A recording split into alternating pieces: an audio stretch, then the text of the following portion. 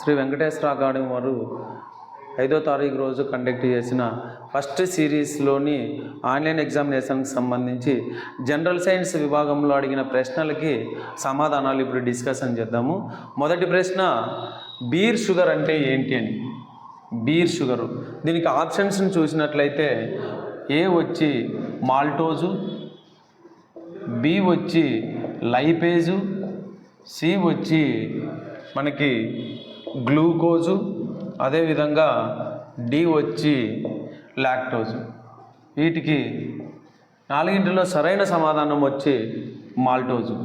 Lipase అనేది అసలు ఒక కార్బోహైడ్రేట్ కాదు. లైపేజ్ అనేది డైజెస్టివ్ సిస్టంలో లిపిడ్స్ని లేదా క్రొవ్వు పదార్థాలని జీర్ణం చేయడానికి ఉపయోగపడే ఒక ఎంజైమ్ పేరు. ఇక గ్లూకోజ్ అనేది ఒక సరళ కార్బోహైడ్రేటు. సో ఇది గుణక బీరులో ఉండదు. ఇక డి లాక్టోజు, ఇది పాలల్లో ఉండే కార్బోహైడ్రేట్ లేదా పాలల్లో ఉండే చక్కెర. కాబట్టి కరెక్ట్ ఆన్సర్ వచ్చి మాల్టోజు. సెకండ్ బిట్ ఏంటంటే మానవ కాలేయం గురించి అధ్యయనాన్ని ఏమంటారు? So study about human liver. దీనికి ఆప్షన్స్ని చూస్తే మనము ఒకటి ఏ వచ్చి హెపటాలజీ, అదేవిధంగా బి వచ్చి హెమటాలజీ, అదేవిధంగా సి వచ్చి కార్డియాలజీ, అదేవిధంగా డి వచ్చి క్యాన్సర్ అని ఆప్షన్స్ ఉన్నాయి. సో దీనికి కరెక్ట్ ఆన్సర్ వచ్చి hepatology. Study about human liver called as hepatology. ఎందుకు సార్ హెపటాలజీ అంటారంటే కాలేయ కణాలని ఇంగ్లీష్లో హెపటోసైడ్స్ అంటారు. ఏమంటారు? హెపటోసైడ్స్ అంటారు. ఈ హెపటోసైడ్స్ని వల్లనే లివర్ అనేది ఫామ్ అవుతుంది. అందుకోసమే కాలేయం గురించి అధ్యయనం చేసే శాస్త్రాన్ని హెపటాలజీ అంటారు. సెకండ్ వన్ హెమటాలజీ ఉంది. హెమటాలజీ అంటే స్టడీ అబౌట్ హ్యూమన్ బ్లడ్, మానవుని రక్తం గురించి అధ్యయనం చేసే శాస్త్రాన్ని హెమటాలజీ అంటారు. ఇక సి వచ్చి కార్డియాలజీ. కార్డియాలజీ అంటే స్టడీ అబౌట్ హ్యూమన్ హార్ట్. ఇది కూడా కరెక్ట్ ఆన్సర్ కాదు. డి వచ్చి క్యాన్సర్. అంటే శరీరంలో కణ విభజన అదుపు తప్పడం వల్ల మన శరీరంలో జరిగే ఒక రకమైన కణ విభజన అత్యధికంగా ప్రొడ్యూస్ అయ్యే స్థితిని క్యాన్సర్ అంటారు. సో ఇది కూడా కరెక్ట్ ఆన్సర్ కాదు. కాబట్టి రెండవ ప్రశ్నకి answer hepatology. Study about human liver called as hepatology. ఇక మూడో బిట్ని చూసినట్లయితే మనకి average blood clotting time in human beings అని ఉంది. అంటే మానవునిలో ఏవైనా కానీ గాయాలు జరిగినప్పుడు సాధారణంగా రక్తం గడ్డ కట్టడానికి పట్టే సరాసరి సమయం ఎంత అంటే 3 నుంచి 6 నిమిషాలు. ఈ బుట్టిని ఇంతకుముందు ఇంకో విధంగా కూడా అడిగినారు. ఎలా అంటే మానవునిలో రక్తం గడ్డ కట్టడానికి పట్టే కనీస సమయం ఎంత అని. సో కనీస సమయం అడిగినప్పుడు 3 నిమిషాలు రాయాలి, గరిష్ట సమయం అడిగినప్పుడు 6 నిమిషాలు రాయాలి, సరాసరి సమయం అడిగినప్పుడు 3 నుంచి 6 నిమిషాలు అనేది రాయాలి. సో మూడో బిట్టుకి ఆన్సరు ఏ. ఇక నాలుగో బిట్టు, హ్యూమన్ గెస్టేషన్ పీరియడ్ అంటే ఏంటి? హ్యూమన్ గెస్టేషన్ పీరియడ్, మానవుని గర్భావధి కాలము. మానవునిలో గర్భావధి కాలం ఎంత అని అడిగినాడు. దీనికి ఏ వచ్చి 270 నుంచి 280 డేసు, బి వచ్చి 90 నుంచి 100 డేసు, సి వచ్చి 300 నుంచి 320 డేసు, డి వచ్చి 200 నుంచి 220 డేస్ ఉంది. దీనికి కరెక్ట్ ఆన్సర్ ఏంటంటే ఏ. అంటే మానవునిలో గర్భావధి కాలము లేదా గెస్టేషన్ పీరియడ్ ఎంత అంటే 270 నుంచి 280 రోజులు, సాధారణంగా 9 నెలల కాలము. ఇక్కడ గెస్టేషన్ అంటే ఏంటంటే మనకి సంయుక్త బీజము ఏర్పడినప్పటి నుంచి స్త్రీజీవి శరీరంలో శిశు జననం జరిగేంత వరకు మధ్య ఉన్న కాలాన్ని గెస్టేషన్ పీరియడ్ లేదా గర్భావధి కాలం అంటారు. గర్భంలో పిండము అభివృద్ధి చెంది శిశు జననం జరిగేంత వరకు మధ్య ఉన్న కాలాన్నే గర్భావధి కాలం అంటారు. ఇది మానవునిలో 270 నుంచి 280 రోజులు లేదా 9 నెలల సమయం ఉంటుంది. ఇక్కడే మనము అత్యధిక గర్భావధి కాలం ఉన్న జీవి గురించి కూడా గుర్తుపెట్టుకోవాలా. అత్యధిక గర్భావధి కాలం ఉన్న జీవి వచ్చి ఎలిఫెంటు, ఇదే ఏనుగు. దీని యొక్క గర్భావధి కాలము 700 రోజులు. అదేవిధంగా అతి తక్కువ గర్భావధి కాలం ఉండేది వచ్చి ఎలుక, దీని యొక్క గర్భావధి కాలము 21 రోజులు.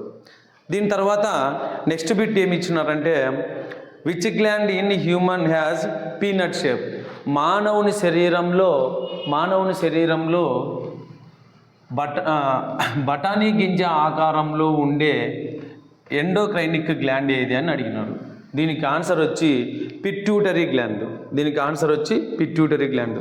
సో ఆప్షన్స్లో చూస్తే మనకి ఏ వచ్చి థైరాయిడ్ గ్లాండ్ ఉంది, బి వచ్చి పిట్యూటరీ గ్లాండ్ ఉంది, అదేవిధంగా సి వచ్చి మనకి లివర్ ఉంది, అదేవిధంగా డి వచ్చి మనకి కిడ్నీ ఉంది.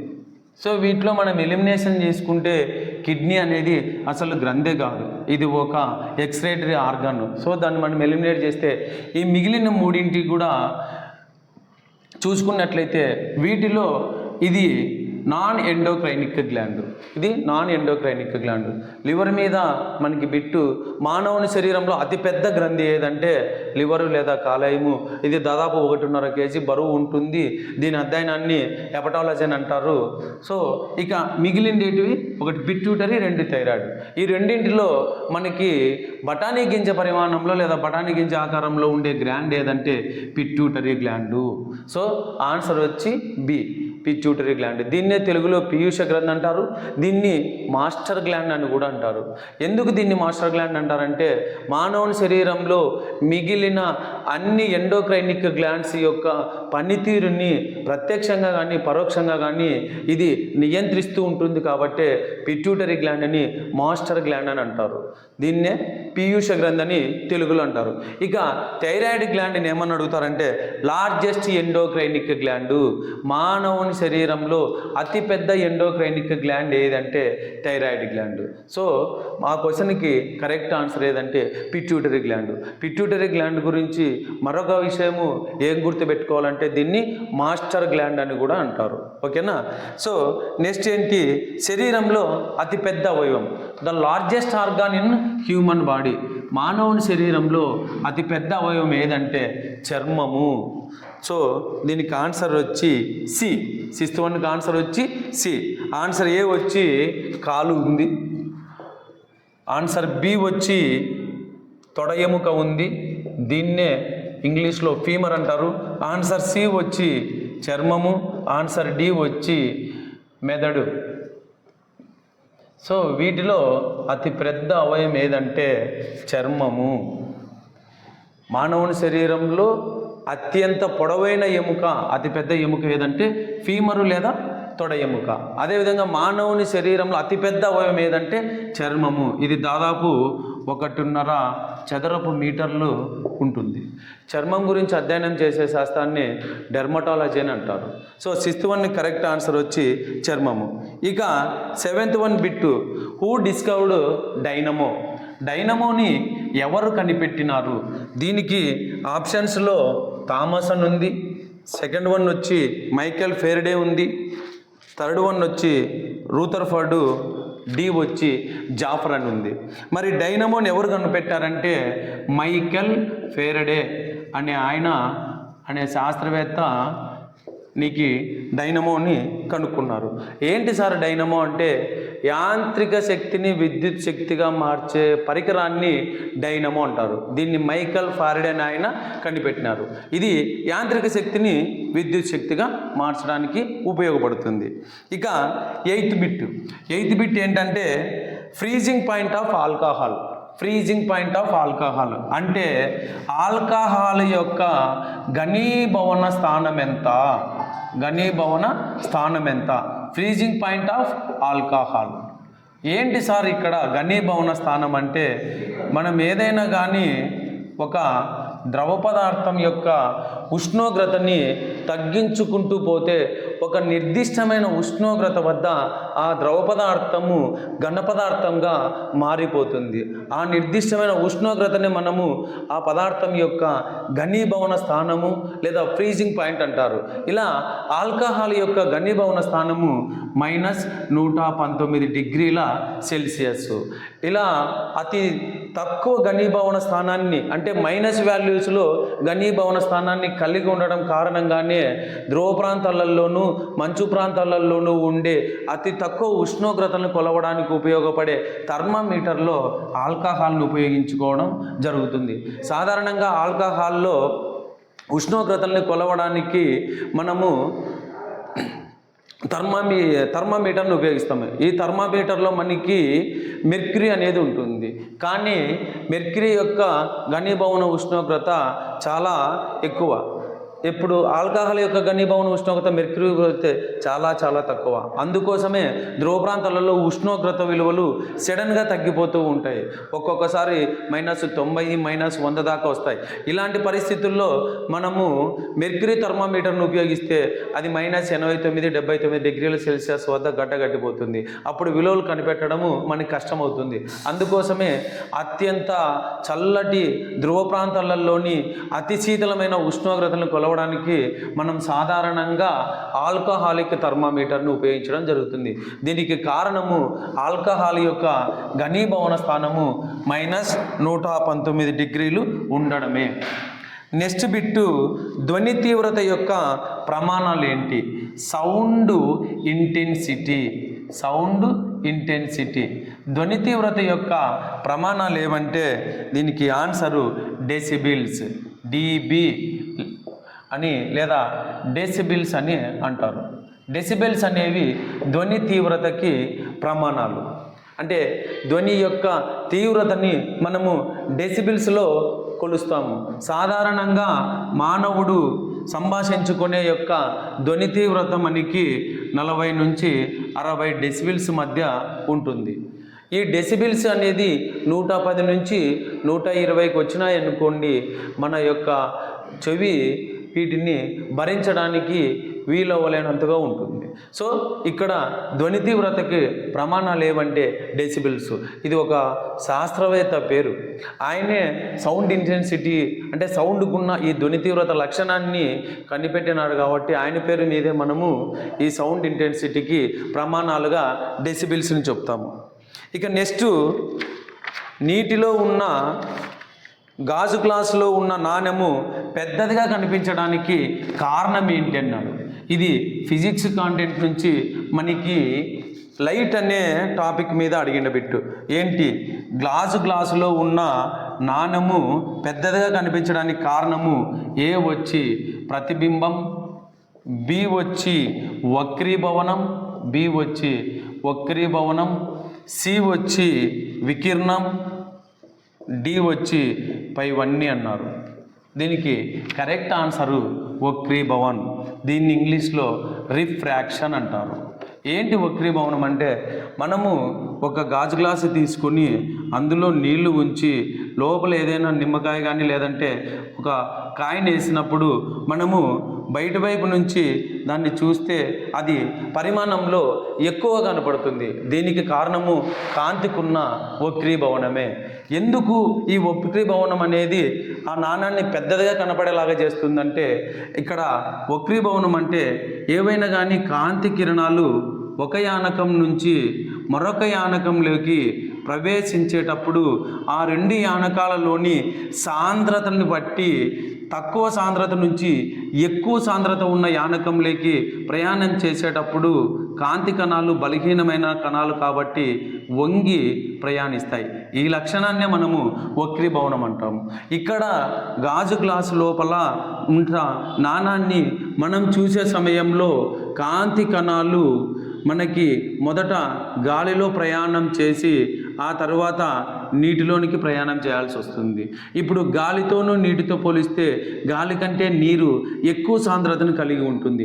అందువల్ల గాలిలో నుంచి ప్రయాణం చేసిన కాంతి కిరణాలు నీటిలోకి ప్రవేశించే సమయంలో అవి తమ శక్తిని కొంత కోల్పోయి నీటను ఢీకొట్టి వంగి ప్రయాణం చేయాల్సిన పరిస్థితి వస్తుంది. ఈ లక్షణాన్నే వక్రీభవనం అంటారు. దీనివల్ల మనకి గాజు గ్లాసులో ఉన్న ఆ కాయిన్ అనేది లేదా నాణ్యం అనేది పెద్దదిగా కనపడడం జరుగుతుంది. దీనికి కారణము కాంతికున్న వక్రీభవనం అనే లక్షణము. ఇక్కడ వక్రీభవనం అంటే వంగి ప్రయాణం చేయడము. ఏవి? కాంతి కిరణాలు. ఎందుకు వంగి ప్రయాణం చేస్తాయంటే వేరు వేరు సాంద్రతలు కలిగిన రెండు యానకాల గుండా ప్రయాణం చేసేటప్పుడు మొదటి యానకమేమో గాలి, రెండవ యానకమేమో నీరు. ఈ రెండింటిలో నీరు అనేది ఎక్కువ సాంద్రతను కలిగి ఉండి గాలి ద్వారా ప్రయాణం చేసి వచ్చిన కాంతి కిరణాలు నీటిలోకి ప్రయాణం చేసేటప్పుడు కొద్దిగా వంగిపోతాయి. అంటే నీటి అణువులని ఢీకొట్టి శక్తిని కోల్పోయి వంగి ప్రయాణం చేయడం వల్ల బయట నుంచి గమనిస్తున్న మనకి గాజు గ్లాసులో ఉన్న నాణ్యం అనేది పెద్దదిగా కనబడడం జరుగుతుంది. సో దీని వెనుక ఉన్న కారణం ఏంటంటే కాంతికున్న వక్రీభవనం అనే లక్షణము. ఇక నెక్స్ట్ బిట్ ఏంటంటే ప్రకృతిలో అత్యంత చవకైన లోహం ఏది? The cheapest metal. దీనికి ఆన్సర్ వచ్చి మనకి ఏ ఆక్సిజను, బి వచ్చి ఐరను, సి వచ్చి రాగి లేదా కాపరు, డి వచ్చి aluminium. So the cheapest metal in nature answer is aluminium. భూమి పొరల్లో అత్యధికంగా దొరికే లోహము అల్యూమినియము. అత్యధికంగా దొరుకుతుంది కాబట్టే ఇది అత్యంత చవకైన లోహము. ఇక ఆక్సిజన్ అనేది ఇక్కడ లోహం కాదు, మూలకము. భూమి పొరల్లో కూడా అత్యధికంగా ఉండే వాయువు ఆక్సిజనే. మరి ఈ మూడు లోహాలలో మనకి భూమి పొరల్లో అత్యధికంగా దొరికే లోహం అల్యూమినియం కాబట్టే ఇది అత్యంత చవకైన లోహము. మరి ఈ అల్యూమినియాన్ని సాధారణంగా బాక్సైట్ అనే ఓరు లేదా ధాతువు నుంచి గ్రహించడం జరుగుతుంది. సో ద చీపెస్ట్ మెటల్ ఏదంటే అల్యూమినియం. మరి కాపర్ ఏంటంటే మానవుని చేత మొట్టమొదటిసారిగా కనిపెట్టబడిన లోహం ఏదంటే కాపర్. ఇక ఐరన్ మీద ఏదైనా బిట్టు గుర్తుపెట్టుకోవాలంటే మానవుని చేత విస్తృతంగా వాడకంలో ఉన్న లోహం ఏదంటే ఇనుము లేదా ఐరన్. సో అత్యంత చౌకైన లోహం వచ్చి అల్యూమినియము, మొట్టమొదటిసారిగా కనిపెట్టబడిన లోహం వచ్చి కాపరు లేదా రాగి, మానవుని చేత విస్తృతంగా వ్యాప్తిలో ఉన్న లోహం వచ్చి ఐరన్. మరి అత్యంత ప్రైజెస్ట్ లేదా అత్యంత ఖరీదైన లోహం ఏదంటే ప్లాటినం. ఏంటి? ప్లాటినం. దీని తర్వాత గోల్డ్. ఇలా మనము దీనికి రిలేటెడ్గా కొన్ని బిట్స్ని గుర్తుపెట్టుకోవచ్చు. నెక్స్ట్ వీక్ బేస్ ఏది? వీక్ బేస్ అంటే బలహీనమైన క్షారం ఏది అని చూడండి. ఆమ్లాలు, క్షారాలు. వీటిలో మనకిచ్చిన ఆప్షన్స్లో అత్యంత బలహీనమైన క్షారము KOH, పొటాషియం హైడ్రాక్సైడ్ అంటారు. ఒక ఆమ్లము బలమైనదా లేదా బలహీనమైనదా అనే విషయాన్ని మనము pH స్కేల్ని ఉపయోగించి కనుక్కుంటాము. ఈ pH స్కేల్ని పవర్ ఆఫ్ హైడ్రోజన్ అయాన్ అంటారు. దీన్ని సోరెన్సన్ అనే శాస్త్రవేత్త కనిపెట్టినారు. ఈ స్కేల్లో మనకి విలువలు 0 నుంచి 14 దాకా ఉంటాయి. సో 7ని మనము తటస్థ బిందువు లేదా న్యూట్రల్ పాయింట్ అంటాం. 7 నుంచి విలువలు తగ్గుకుంటూ వస్తే వాటికి ఎసిడిటీ లేదా ఆమ్లత్వం పెరుగుతుంది. 7 నుంచి విలువలు పెరుగుతూ పోతే